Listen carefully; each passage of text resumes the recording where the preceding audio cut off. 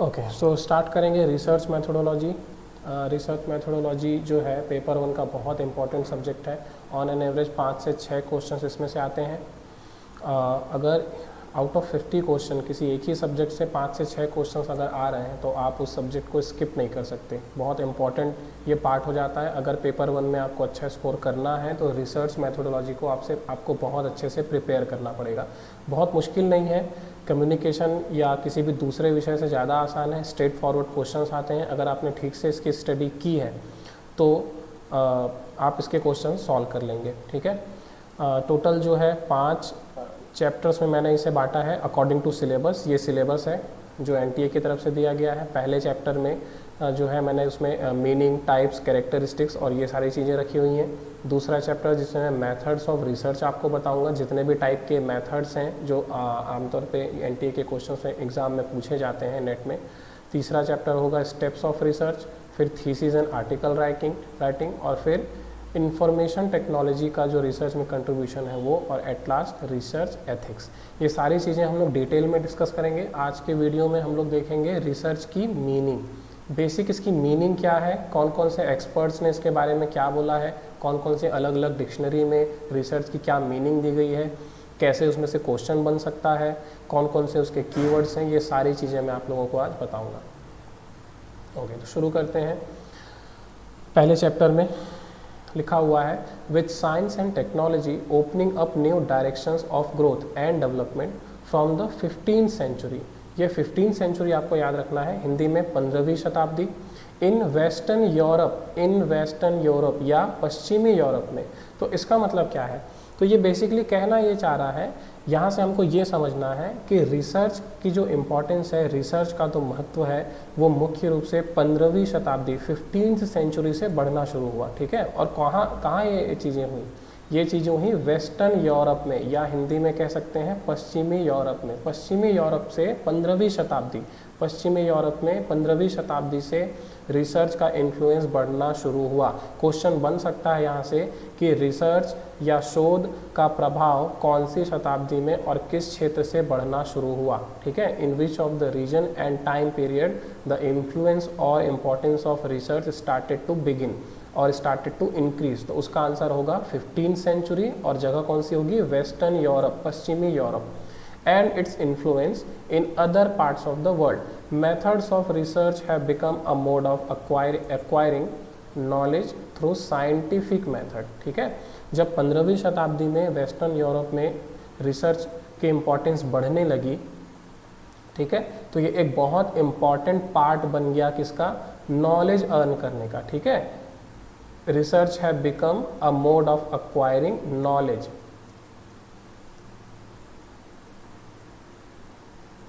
Research has become a mode of acquiring knowledge. ठीक है, तो 15वीं शताब्दी से जो है रिसर्च क्या बन गया, हमारा ज्ञान अर्जित करने का एक मुख्य स्रोत बन गया। ठीक है, it became an important source of knowledge.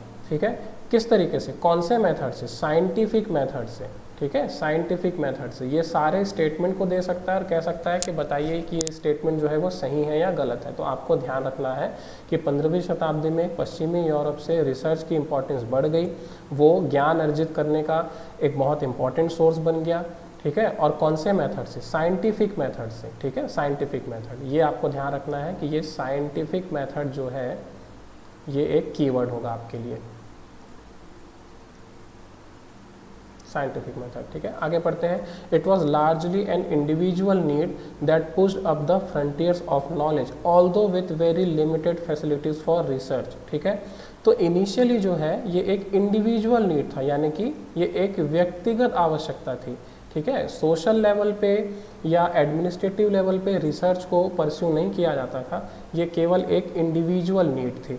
ठीक है, यानी कि एक इंडिविजुअल नीड के बेसिस पे अलग अलग इंडिविजुअल पर्सन, अलग अलग व्यक्ति अपने हिसाब से रिसर्च करता था। ठीक है, with limited facility of resources, with limited facilities of resources, ये आपको ध्यान रखना है। ये क्वेश्चन बनता है, ये एक स्टेटमेंट वो दे सकता है ट्रू और फॉल्स के लिए कि इनिशियली जो है रिसर्च के लिए जो फैसिलिटीज़ थी वो लिमिटेड थी, स्कार्स थी, अनलिमिटेड थी, बहुत सारी थी, असीमित थी, क्या थी। ठीक है। तो आपको ध्यान रखना है कि इनिशियली रिसर्च की जो फैसिलिटीज़ थी वो क्या थी, सीमित थी। Moving on, with the advent of universities, ठीक है, यानी कि यूनिवर्सिटी कल्चर जब स्टार्ट हुआ, यूनिवर्सिटी कल्चर के स्टार्ट होने के बाद with the advent of universities research became one of their important functions, ठीक है। रिसर्च जो है वो एक इम्पॉर्टेंट फंक्शन बन गया यूनिवर्सिटीज़ का। इसका ये मतलब हुआ कि पहले रिसर्च जो है वो यूनिवर्सिटी का इम्पॉर्टेंट फंक्शन नहीं था, यूनिवर्सिटीज़ में जो है रिसर्च को परस्यू नहीं किया जाता था। और रिसर्च के अलावा beside there teaching, training and publication function, ठीक है। तो रिसर्च के अलावा और कौन कौन से फंक्शंस होते थे यूनिवर्सिटी में उस टाइम पे, टीचिंग, ट्रेनिंग एंड पब्लिकेशन, शिक्षण, प्रशिक्षण और मुद्रण, ठीक है। तो ये जो पॉइंट है इसका, ये आपके हायर एजुकेशन वाले पेपर के लिए भी काम का है कि यूनिवर्सिटीज़ के बेसिक फंक्शंस क्या है, यूनिवर्सिटीज़ के मेन फंक्शंस क्या है, विश्वविद्यालयों के मुख्य कार्य क्या है। तो उसका आंसर क्या होगा, एक तो रिसर्च होगा, इसके अलावा क्या होगा, टीचिंग, ट्रेनिंग एंड पब्लिकेशन, शिक्षण, प्रशिक्षण और मुद्रण। यहाँ हमें कंफ्यूज नहीं होना है, चारों जो है यूनिवर्सिटीज़ के अब मेन फंक्शंस है। कौन कौन से, teaching, training, publication and research. तो ये वाला पॉइंट जो है वो रिसर्च के लिए भी इम्पॉर्टेंट है और हायर एजुकेशन पेपर के लिए भी इम्पॉर्टेंट है। मूविंग ऑन, आगे बढ़ते हैं। लिखा हुआ है इन जनरल सेंस। इन जनरल सेंस को मैंने इसलिए बोल्ड किया है क्योंकि वो एग्जाम में स्पेसिफिकली पूछ सकता है कि इन जनरल सेंस रिसर्च का मतलब क्या है, ठीक है। सामान्य अर्थ में शोध का अर्थ क्या है, सामान्य शब्दों में, सामान्य संदर्भ में शोध के मायने क्या है, वो ऐसा क्वेश्चन पूछ सकता है। तो आपको ध्यान रखना है कि वो जनरल सेंस की बात कर रहा है, ठीक है। तो in general sense research refers to a search of knowledge, a search of knowledge. और अगर हम हिंदी में बात करें तो इसको क्या कहेंगे, ज्ञान की खोज। जनरल सेंस की बात करें, सामान्य अर्थों में अगर देखें तो शोध का मतलब होता है अ सर्च फॉर नॉलेज या ज्ञान की खोज, आप नॉलेज सर्च कर रहे हैं, ठीक है। आगे लिखा है research is also a scientific and systematic search for relevant information, a scientific and systematic search for relevant information, ठीक है। वैज्ञानिक और व्यवस्थित या चरणबद्ध जानकारी, आंकड़े या आंकड़े इकट्ठे करने का एक तरीका है, ठीक है। साइंटिफिक एंड सिस्टमैटिक, पहले भी मैं आप लोगों को बता चुका हूँ कि हम कौन से मेथड पे जोर दे रहे हैं शुरू से ही, साइंटिफिक मेथड पे, ठीक है। इसीलिए इसकी जो डेफिनेशंस बनी है आगे चल के उन सभी में साइंटिफिक मेथड की बात की गई है। तो यहाँ भी वो यही कह रहा है कि अगर हम जनरल सेंस की बात करें तो रिसर्च का मतलब होता है अ सर्च फॉर नॉलेज या ज्ञान की खोज, ठीक है। दूसरा हम ये कह सकते हैं जनरल सेंस में कि ये क्या है, it's a systematic and scientific search for relevant information, ये संबंधित जानकारी या आंकड़े इकट्ठे करने का एक वैज्ञानिक और व्यवस्थित प्रक्रिया है, ठीक है। यहाँ रिलेवेंट इंफॉर्मेशन का मतलब ये है कि आप जो भी इंफॉर्मेशन इकट्ठा कर रहे हैं, जो भी आंकड़े, जो भी डेटा आप इकट्ठा कर रहे हैं वो आपके रिसर्च टॉपिक से रिलेटेड है, ठीक है। जब हम एक रिसर्च करते हैं तो हमें हमको कई तरीके का डेटा मिलता है, इन्फॉर्मेशन मिलता है, लेकिन ज़रूरी नहीं है कि वो सारा इन्फॉर्मेशन हमारे काम का हो, ठीक है। तो जो हमारे रिसर्च के काम का है, जो हमारे रिसर्च टॉपिक से रिलेटेड है, उसको हम बोलेंगे रेलेवेंट इन्फॉर्मेशन या संबंधित आंकड़े या जानकारी। तो ये होगा मतलब, ये होगी उसकी definition in general sense. In general sense, इस पर थोड़ा सा ज़्यादा स्ट्रेस देंगे आप लोग। जनरल सेंस की यदि वो बात करेगा तो आपका कीवर्ड क्या होगा, अ search for knowledge, scientific and systematic search for relevant information, ठीक है। अगर वो जनरल सेंस के बजाय फैक्चुअल सेंस की बात करें, फैक्चुअल सेंस यानी कि तथ्यगत, ठीक है। फैक्चुअल सेंस का मतलब है तथ्यगत। पहले जो हुआ वो तो सामान्य बातें हो गई जो डेफिनेशन कोई भी दे सकता है, लेकिन अगर हम फैक्चुअल सेंस की बात करें, ठीक है, तो मायने थोड़े से बदल जाएंगे, आपका कीवर्ड चेंज हो जाएगा। इस बात का कीवर्ड का आप लोगों को एग्जाम में बहुत ज़्यादा ध्यान रखना है, ठीक है। क्योंकि फॉर एग्जांपल उसने पूछा कि इन जनरल सेंस रिसर्च का मतलब क्या है, तो वो हर ऑप्शन में अलग अलग कीवर्ड्स यूज़ करेगा। एक ऑप्शन में वो कीवर्ड यूज़ करेगा अ सर्च फॉर नॉलेज, ठीक है। दूसरे ऑप्शन में वो कीवर्ड यूज़ करेगा an art of scientific investigation, जो कि फैक्चुअल सेंस का है। और आगे ये इस तरीके के हर अलग अलग डेफिनेशन के कीवर्ड्स को वो यूज़ करेगा आपको कंफ्यूज करने के लिए। तो आपको यहाँ कंफ्यूज नहीं होना है, अगर आप इसे पहले ही पढ़ के रखेंगे, ठीक से ध्यान में रखेंगे, तो आप कंफ्यूज नहीं होंगे। तो जनरल सेंस की यदि हम बात करें तो वो कह रहा है research is an art of, research is an art of scientific investigation. ठीक है, क्या है ये एक आर्ट है। किसका आर्ट है? साइंटिफिक इन्वेस्टिगेशन का। ठीक है, वैज्ञानिक जांच पड़ताल की कला है। यहाँ थोड़ा सा गलत हो गया, ये वैज्ञानिक की कला की बजाय ये वैज्ञानिक जांच पड़ताल की कला है। ठीक है, तो फैक्चुअल सेंस की यदि हम बात करें तो ये क्या है? It's an art of scientific investigation, वैज्ञानिक जांच पड़ताल की कला है। ठीक है, अगर और दूसरे डेफिनेशंस हम देखें तो हम देखते हैं कि द एडवांस्ड लर्नर्स डिक्शनरी। ठीक है, वो एग्जाम में स्पेसिफिकली पूछ सकता है द एडवांस्ड लर्नर्स डिक्शनरी के अनुसार रिसर्च या शोध की क्या मायने हैं। ठीक है, तो आपको ध्यान में रखना है कि आप इसी का डेफिनेशन आपको याद होना चाहिए।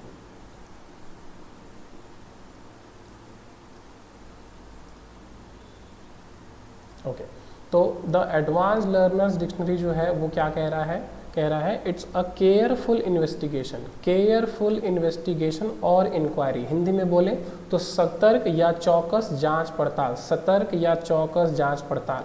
कीवर्ड इसका यही है, कीवर्ड मिल गया। कीवर्ड पे आप लोग थोड़ा सा स्ट्रेस देंगे, केयरफुल इन्वेस्टिगेशन और इंक्वायरी, केयरफुल इन्वेस्टिगेशन और इंक्वायरी। हो सकता है वो आपसे एग्जाम में क्वेश्चन पूछे कि द एडवांस्ड लर्नर डिक्शनरी ने कौन सी डेफिनेशन दी है, और वो 4 ऑप्शन दे दे, उसमें से एक ऑप्शन ये वाला दे दे और वो इस केयरफुल इन्वेस्टिगेशन की जगह कैजुअल इन्वेस्टिगेशन लिख दे आपको कंफ्यूज करने के लिए।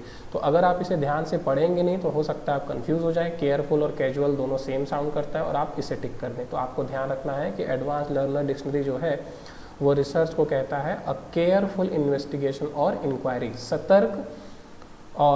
सतर्क या चौकस जांच पड़ताल, सतर्क या चौकस जांच पड़ताल। ठीक है, specially through search for new facts, specially through search for new facts. तो आप सतर्क और जांच पड़ताल जो करेंगे, केयरफुल इन्वेस्टिगेशन करेंगे, वो कैसे करेंगे?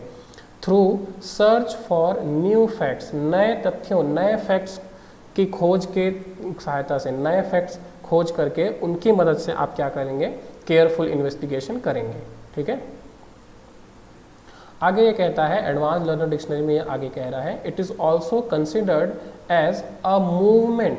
ठीक है, एज अ मूवमेंट। तो अगर क्वेश्चन में पूछता है कि कौन सी परिभाषा में रिसर्च को एक मूवमेंट माना गया है, एक गति मानी गई है, एक जगह से, मूवमेंट का मतलब क्या होता है? आप एक जगह से हट के दूसरी जगह पहुंच जाते हैं।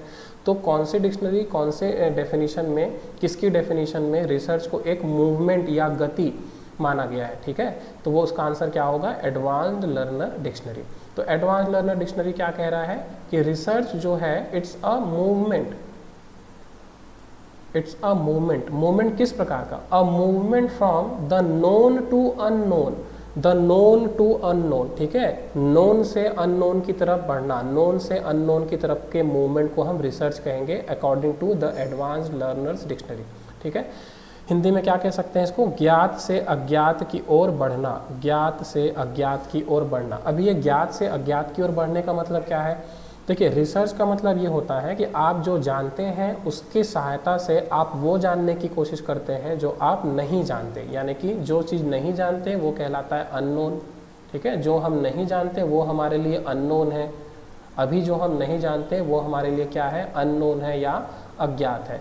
तो रिसर्च में हम करते क्या है? रिसर्च में जो आप जानते हो, यानी कि जो नोन है, जो ऑलरेडी नोन है, जो आप जानते हो, वहाँ से आप शुरू करके आप कहाँ पहुँचते हो? अननोन की तरफ, यानी कि जो आप नहीं जानते थे वो बातें आपको पता चलती हैं। इसलिए कहा जाता है कि आप नोन से अननोन की तरफ बढ़ते हो। ठीक है, एडवांस लर्नर डिक्शनरी इसीलिए कह रहा है कि आप नोन से अननोन की तरफ बढ़ते हो, यानी कि ज्ञात से अज्ञात की तरफ आप बढ़ते हो। जो आपको पहले से ज्ञात है उसकी सहायता से आप रिसर्च करते हो और आपको वो बातें पता चलती हैं जो अज्ञात थी, यानी कि जो अननोन थी। लास्ट एक कीवर्ड ये कह रहा है जो आपको याद रखना है, वॉयज ऑफ डिस्कवर। ठीक है, वॉयज ऑफ डिस्कवरी, खोज की यात्रा। ठीक है, खोज की यात्रा। तो लर्नर्स डिक्शनरी की बात यदि वो करेगा तो आपको जो जो कीवर्ड्स याद रखने हैं वो एक बार फिर से देख लेते हैं।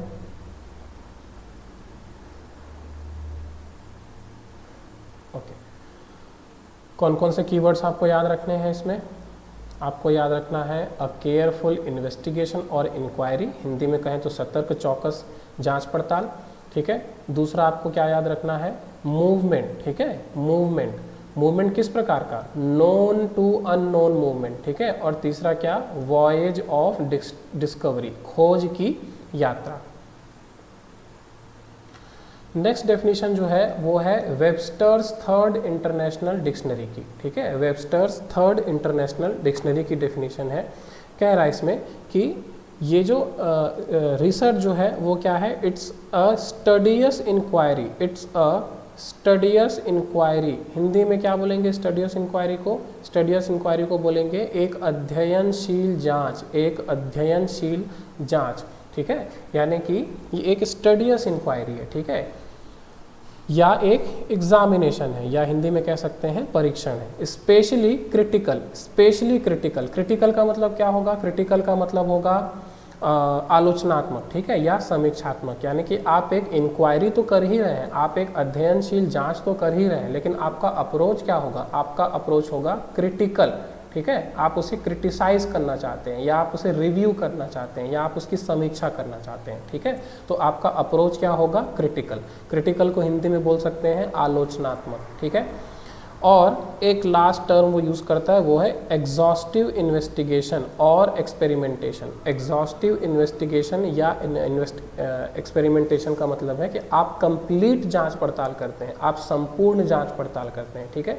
तो वेबस्टर्स थर्ड इंटरनेशनल डिक्शनरी में आप तीसरा जो कीवर्ड याद रखेंगे वो याद रखेंगे एग्जॉस्टिव इन्वेस्टिगेशन, या हिंदी में बोलें तो संपूर्ण जांच पड़ताल, ठीक है। ये एक स्टडियस इंक्वायरी है, ठीक है। अप्रोच आपका रहेगा क्रिटिकल, और इट्स एन एग्जॉस्टिव इन्वेस्टिगेशन, संपूर्ण जांच पड़ताल, आधा अधूरा नहीं हुई, ठीक है। Moving on to next definition, encyclopaedia of social science.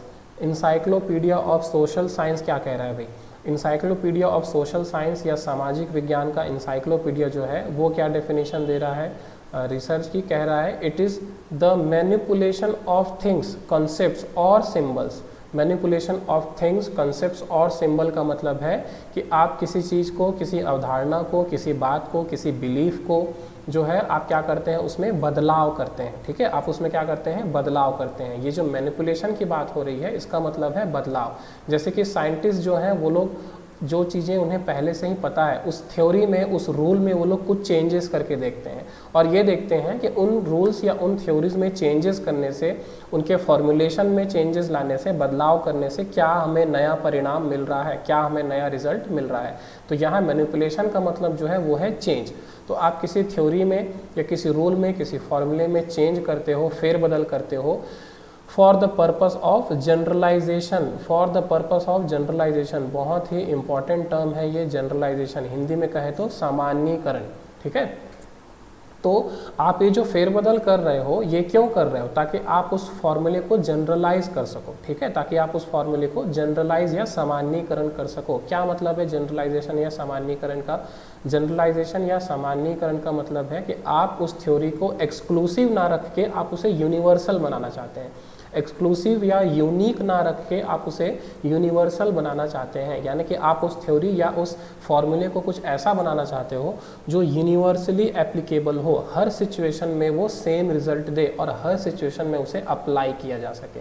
ये होता है जनरलाइजेशन का मतलब, ठीक है, कि आप किसी भी थ्योरी, फॉर्मूले या किसी भी फैक्ट को आप जनरलाइज कर रहे हैं, यानी कि आप उसे यूनिवर्सली एप्लीकेबल बना रहे हैं, ठीक है।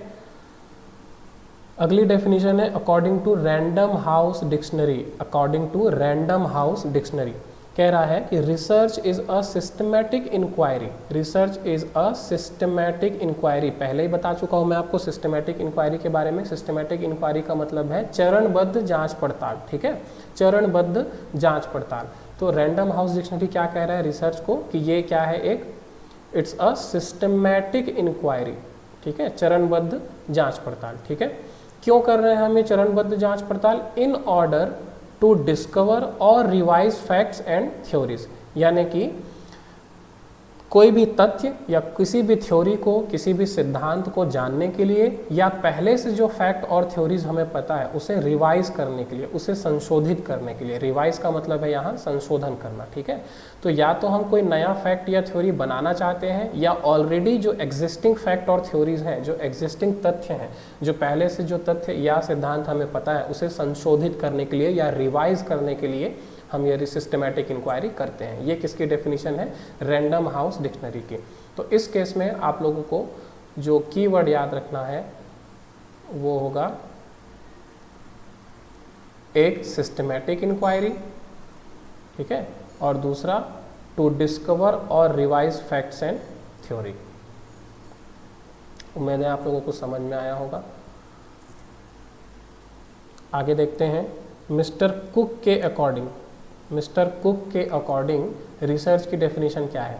तो जो कुक हैं, मिस्टर कुक हैं, उन्होंने रिसर्च को एक एक्रोनिम समझा है, ठीक है। वो उनका कहना है कि रिसर्च को हम क्या मानेंगे? एक एक्रोनिम मानेंगे, या हिंदी में इसे कहते हैं परिवर्णी शब्द। बहुत इंपॉर्टेंट टर्म है ये आप लोग ध्यान रखें। मिस्टर कुक और एक्रोनिम का बिल्कुल डायरेक्ट रिलेशनशिप है भाई, ठीक है।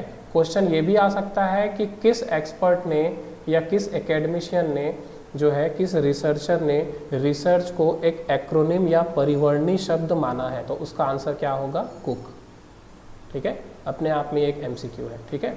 तो एक्रोनिम का मतलब क्या होता है? एक्रोनिम का मतलब होता है कि किसी वर्ड के फर्स्ट लेटर्स को लेकर के, किसी सेंटेंसेस में जितने भी वर्ड्स हैं उनके फर्स्ट लेटर्स को लेकर के हम लोग एक नया वर्ड बना देते हैं, और उसी को हम लोग कहते हैं एक्रोनिम।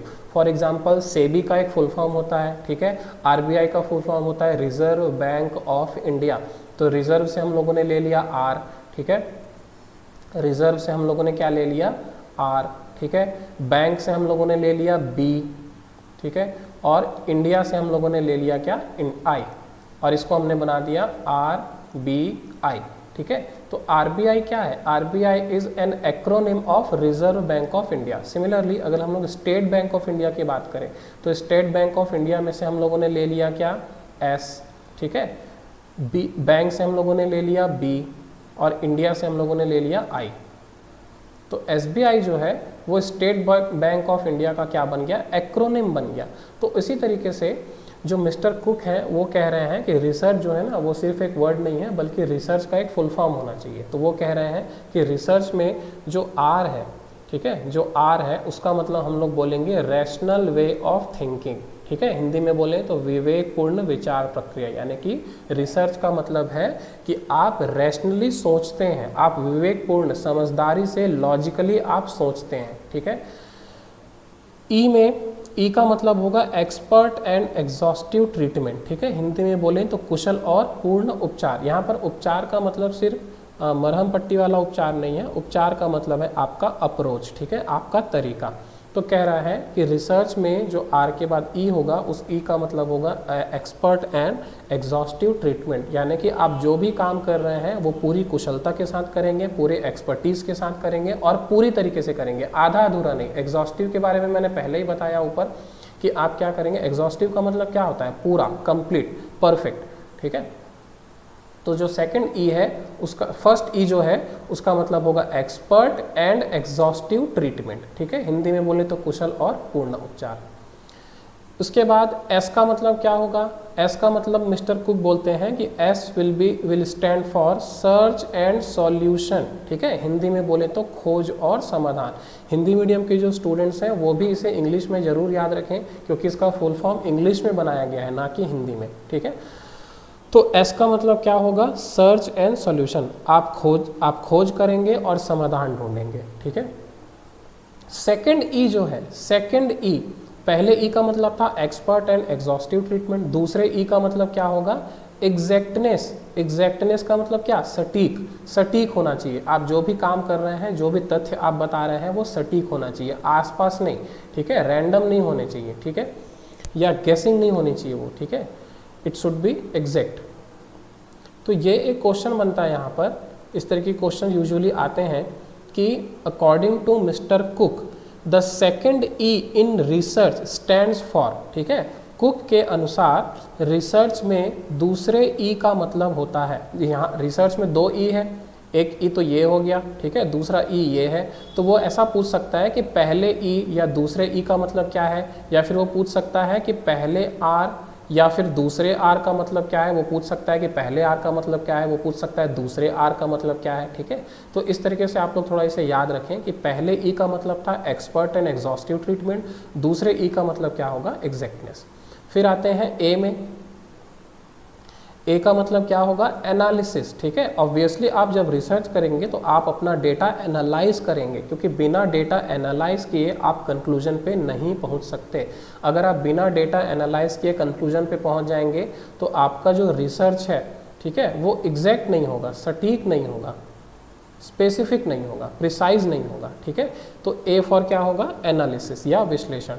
आगे देखते हैं दूसरे आर का मतलब क्या है। पहले आर का मतलब तो था रैशनल वे ऑफ थिंकिंग, दूसरे आर का मतलब क्या होगा, relationship of facts, relationship of facts या तथ्यों की सहसंबद्धता। यानी कि आप जितने भी फैक्ट्स ढूंढ रहे हैं, जितने भी फैक्ट्स आपके पास हैं, वो सारे एक दूसरे से रिलेटेड होने चाहिए। चार अलग अलग तरह के फैक्ट्स जो इंडिपेंडेंट है, एक दूसरे से कोई लेना देना नहीं है, उन चारों फैक्ट्स के बेसिस पे आप एक जनरलाइज्ड या सामान्य कंक्लूजन आप ड्रॉ नहीं कर पाओगे, ठीक है। अगला देखते हैं सी का मतलब क्या है। रिसर्च में सी का मतलब क्या है, तो कह रहा है कि सी का मतलब होगा critical observation, careful planning, constructive attitude और कंडेंस्ड जनरलाइजेशन, ठीक है। यहाँ आपको सिर्फ इतना याद रखना है कि जो सी है उसका मतलब है क्रिटिकल, केयरफुल, कंस्ट्रक्टिव और कंडेंस्ड जनरलाइजेशन, ठीक है। इतना भी यदि आप लोग याद रखते हैं that will be enough. Last में एच का मतलब क्या है, ऑनेस्टी एंड हार्ड वर्किंग, यानी कि एक रिसर्चर जो है ये उसका फीचर बता रहा है कि उसे बहुत ही ईमानदारी से, बिना बायस हुए, किसी भी तरीके से पूरी मेहनत के साथ वो रिसर्च कंडक्ट करना चाहिए। तो मिस्टर कुक ने ये जो सारा एक्रोनिम दिया है ये आपको थोड़ा सा रटना पड़ेगा, इसमें समझने वाली चीज़ें बहुत कम है, रटने वाली चीज़ें ज़्यादा हैं, ठीक है।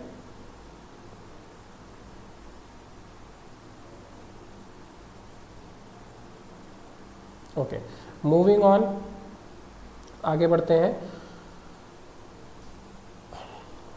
मिस्टर रंगनाथन जो है उनका भी एक लास्ट डेफिनेशन हम लोग देख सकते हैं।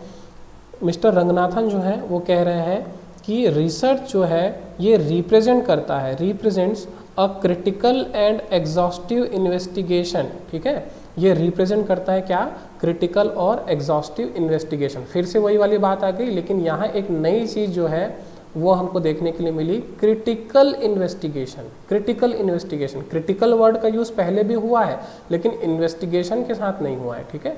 तो यहाँ थोड़ा सा ध्यान रखेंगे कि जो मिस्टर रंगनाथन है वो कह रहे हैं कि रिसर्च जो है वो किस प्रोसेस को रिप्रेजेंट करता है, it represents a critical and exhaustive investigation.